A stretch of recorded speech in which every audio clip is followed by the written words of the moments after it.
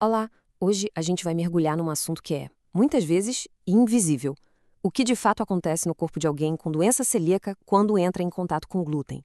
E não falo de um prato de macarrão, falo de uma migalha. Vamos descobrir juntos porque todo aquele cuidado não tem nada de exagero, e sim, é uma questão de sobrevivência. Para começar, olha só essa frase da Federação Nacional das Associações de Celíacos do Brasil. Ela resume perfeitamente uma dor muito comum. Essa tensão constante para não consumir glúten não é só um desafio para a saúde, é também um desafio social, sabe? Esse cuidado todo é frequentemente chamado de exagero, de frescura, e isso acaba gerando um sentimento de incompreensão, de isolamento. Mas a pergunta que fica é: será que é paranoia mesmo? Ou será que por trás de toda essa cautela existe uma necessidade biológica, uma coisa fundamental? É exatamente isso que a gente vai responder hoje. E no final, a diferença entre uma coisa e outra vai ficar bem clara. Para a gente entender essa questão a fundo, nosso roteiro vai ser este aqui. A gente começa falando desse dilema social, depois vamos entender quem é esse tal inimigo invisível, o que o ataque de uma simples migalha pode fazer, quais as consequências disso tudo e, por fim, por que cuidado é, na verdade, sinônimo de saúde.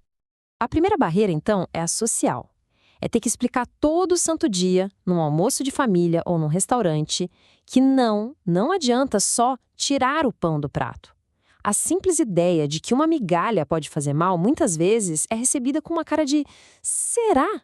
E esse ciclo de ter que se justificar o tempo todo, nossa, pode levar a um isolamento e a uma ansiedade enormes. Ok, mas para entender por que essa contaminação mínima é tão perigosa, a gente precisa primeiro conhecer o adversário. O que é exatamente o glúten? E por que ele consegue se esconder tão bem na nossa comida? De forma bem simples, o glúten é o que dá a liga nas coisas. É essa rede de proteínas que dá elasticidade para a massa do pão, aquela textura fofinha de bolo, sabe? Ele está nos grãos mais comuns do nosso dia a dia: trigo, cevada e centeio. A Fena Brabra usa uma comparação que é perfeita. O glúten age como uma cola. Pensa só, uma vez que ele encosta numa superfície, uma tábua de corte, uma faca, as mãos, ele gruda. E essa natureza pegajosa é o que faz a contaminação cruzada ser não só possível, mas muito, muito provável numa cozinha onde se usa de tudo. E aqui a gente vê a realidade desse dia a dia.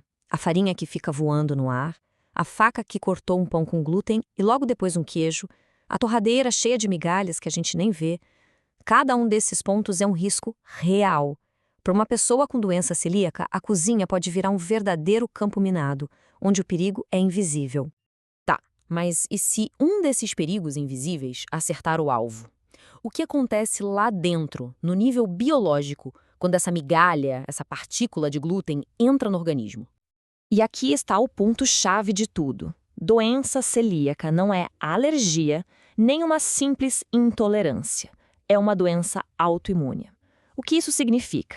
Que o glúten funciona como um gatilho que faz o sistema de defesa do corpo ficar, digamos, confuso e começar um ataque total contra ele mesmo. E o alvo principal desse ataque é o intestino delgado.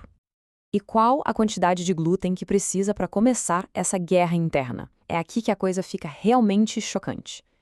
Estudos mostram que o consumo diário de apenas 50 miligramas de glúten já é o bastante para causar lesão no intestino. 50 miligramas. Isso é literalmente o peso de uma migalha de pão. Uma quantidade que a gente nem enxerga, mas com um poder de destruição enorme. E esse aqui é o campo de batalha depois do ataque. Na esquerda, um intestino saudável, com as vilosidades, que são como se fossem dedinhos, responsáveis por absorver os nutrientes da comida. Já na direita é a devastação. O ataque autoimune achata, destrói essas vilosidades, transforma uma área que deveria estar cheia de vida, absorvendo nutrientes, num terreno baldio. E o que acontece quando a principal porta de entrada de nutrientes do corpo é danificada? Bom, as consequências não ficam só no intestino. A crise se espalha. Vira um problema sistêmico que afeta o corpo inteiro. Uma tese da UFMG, que é uma de nossas fontes, usa uma metáfora que eu acho perfeita para isso: o iceberg celíaco. Sabe aqueles sintomas que todo mundo associa à doença? Tipo dor de barriga, diarreia? Isso é só a pontinha do gelo. A maior parte do estrago, o problemão mesmo, está debaixo d'água, silencioso e invisível. É por isso que muitos dos sintomas mais graves nem parecem ter a ver com o intestino. Aquela anemia que nunca melhora com suplemento de ferro, porque o corpo simplesmente não consegue absorver o ferro. osteoporose precoce, porque o cálcio não chega onde precisa, infertilidade, enxaquecas terríveis, lesões na pele, o ataque começa no intestino, mas as ondas de choque se espalham por todos os sistemas do corpo. Agora que a gente entende a dimensão desse dano sistêmico, podemos voltar àquela pergunta lá do começo. Aquilo que antes parecia exagero, com o que se parece agora. Depois de ver tudo isso, a palavra exagero perde totalmente o sentido, não é mesmo?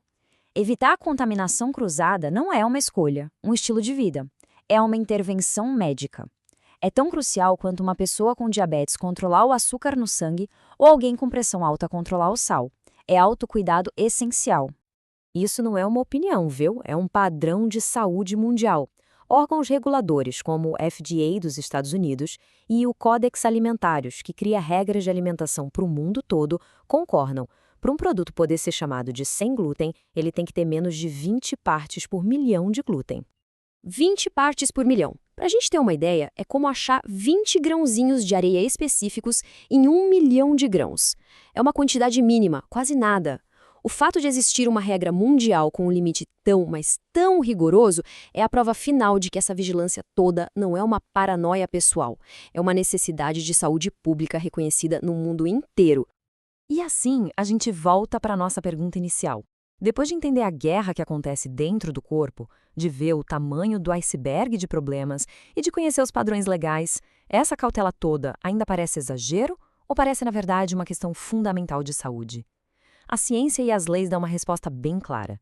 Para quem tem doença celíaca, cada migalha, visível ou não, importa, e muito.